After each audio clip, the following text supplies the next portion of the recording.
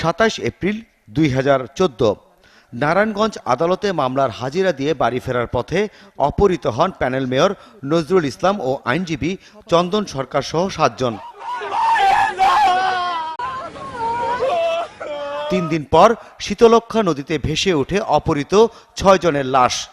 তারপর দিন ভেসে ওঠে বাকি 1 জনের লাশ। এরপরই নজরুলের স্ত্রী সেলিনা ইসলাম বিউটি ও চন্দন সরকারের জামাতা বিজয় কুমার পাল 2টি হত্যা মামলা দায়ের করেন।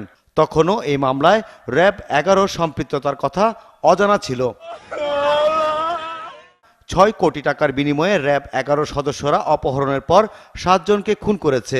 নজরুলের শ্বশুর শহীদুল ইসলামের এমন অভিযোগকে কেন্দ্র করে মামলার তদন্তে নাটকীয় মোড় নেয়। পরে হাইকোর্টের নির্দেশে একে একে গ্রেফতার হন র্যাব 11 তৎকালীন commanding officer lieutenant colonel Tareq Sayeed, major Arif Hossain, lieutenant commander MM Rana সহ অন্য আসামিরা।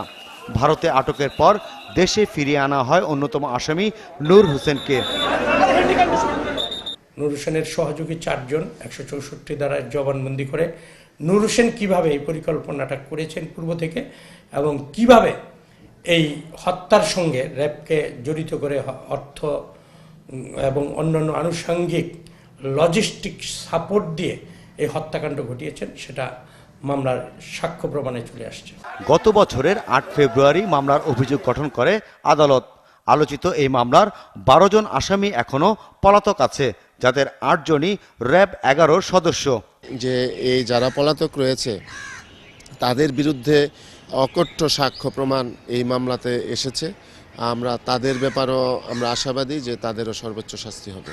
মামলার মোট সাক্ষী 127 জন, যার মধ্যে 106 জন সাক্ষ্য দিয়েছে। সাক্ষীদের 20 জন 164 ধারায় জবানবন্দি দিয়েছে। সবার সাক্ষ্য গ্রহণের পরই রায়ের দিন ঠিক করে আদালত। জেমসন মাহবুব, 71, নারায়ণগঞ্জ।